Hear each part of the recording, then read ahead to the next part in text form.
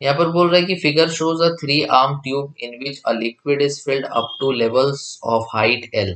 देखो इसमें L height तक भरा लिक्विड, इसमें भी एल हाइट तक भरा लिक्विड। अब क्या किया गया कि जो सेंटर वाला है ना, सेंटर वाला ट्यूब ऐसे जो है इसके अबाउट इसको ओमेगा से घुमाया जा रहा है। तो angular frequency omega at which level of liquid of arm B becomes zero. मतलब इसमें भी कुछ लिक्विड था, तो इतना तेजी से इसको बी के अबाउट घुमाना है ताकि इसका जो लिक्विड है वो खाली हो जाए। तो देखो यहाँ पर जो डायग्राम बनेगा कुछ ऐसा होगा, जैसे ये 3 ट्यूब 3 आर्म है ऐसे, ये खाली हो चुका है और इसी के अबाउट हम लोग ऐसे जो है इसको रोटेट करा रहे हैं ओमेगा से, ठीक ना। तो यहाँ पर तो प्रेशर हम लोग ले रहे हैं 0 क्योंकि ये सेंटर है, और ये यहाँ पर प्रेशर मान लो कि P है, ठीक है। तो यहाँ से लेकर यहाँ तक प्रेशर डिफरेंस हो गया P, इनटू अगर एरिया करते तो हमें इस पे लगने वाला फोर्स मिल जाएगा, ठीक है।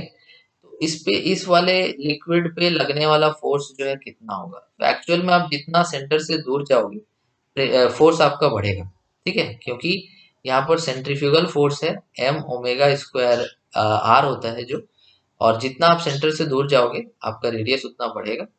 इस वजह से हम लोग यहाँ पर एक एलिमेंट जो है, यहाँ पर एक एलिमेंट बना लेते हैं, और मान लो कि ये एलिमेंट जो है x डिस्टेंस पर है, थिकनेस इसकी है dx, इस पे कितना फोर्स लग रहा है वो हम लोग लिख लेते हैं। इस पे जो फोर्स लग रहा है वो हो जाएगा मास।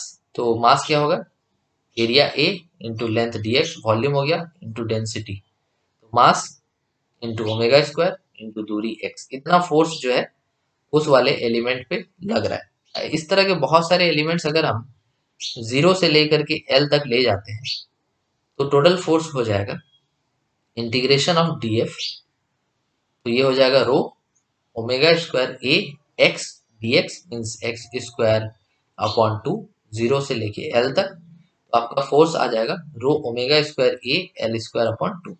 इतना फोर्स जो है, ये जो हॉरिजॉन्टल पार्ट है इस पे, इस वाले लिक्विड पे इतना फोर्स जो है लग रहा है, ठीक है। और अब ध्यान दो यहाँ पे कि बीच वाला जो आर्म है वो तो खाली हो चुका है और उसमें L लेंथ तक लिक्विड था, तो वो लिक्विड कहाँ गया होगा, तो वो लिक्विड इधर बढ़ गया होगा, मीन्स पहले तो इसमें L तक था, अब आधा आधा बढ़ गया होगा, तो इसका लेंथ हो गया होगा L plus L by two, और इधर भी लेंथ हो गया होगा L plus L by two. तो यहाँ पर जो प्रेशर लग रहा है, इस पॉइंट पे जो प्रेशर यहाँ लग रहा है, ये प्रेशर कौन लगा रहा है, ये वाला जो हाइट है लिक्विड का वो लगा रहा है। तो वो प्रेशर तो बहुत इजीली लिखा जा सकता है ना, क्या लिखते हैं उसको, तो उस प्रेशर को हम लोग लिख सकते हैं यहाँ पे, लिक्विड कॉलम की वजह से जो प्रेशर यहाँ पर होगा उस प्रेशर को तो बहुत इजीली लिख सकते हैं रो जी एच, तो रो इंटू जी इंटू एच, ठीक है।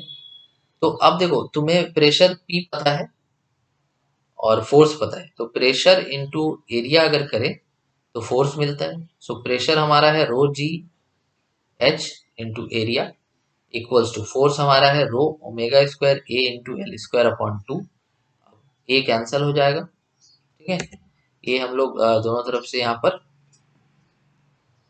कैंसिल कर देते, ए कैंसिल हो गया, एक एल कैंसिल हो गया, 2 कैंसिल हो गया और रो कैंसिल हो जाएगा। सो ओमेगा इक्वल टू आपको मिलेगा 3g अपॉन एल का रूट, 3g अपॉन एल का रूट। तो इतना ओमेगा आपको यहाँ पर देखने को मिलेगा, ओके।